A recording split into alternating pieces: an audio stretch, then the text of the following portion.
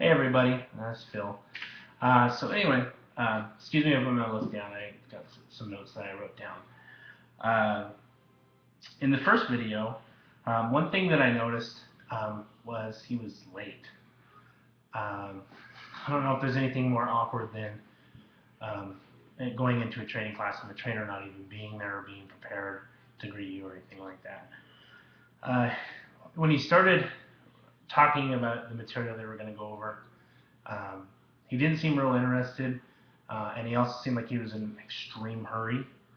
Um, he seemed to be distracted, focused on other stuff, and also wasn't really that engaging.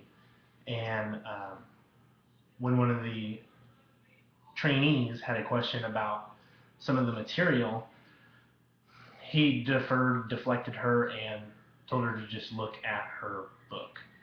Um, and then he was more interested in getting a cup of coffee than anything else.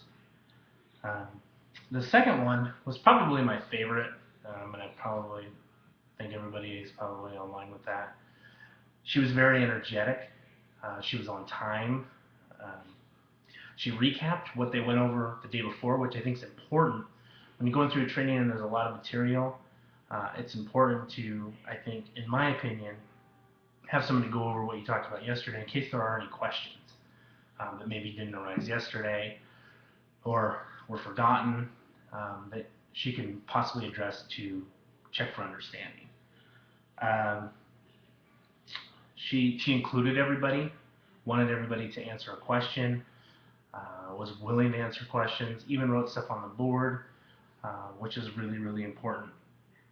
The last one was kind of the one that made me laugh. Uh, he was early. Um, that's definitely a bonus. He was there ready for the class to start. As soon as everybody sat down, he didn't even look, didn't even acknowledge, didn't even see anybody in the room, and just started reading directly from his manual.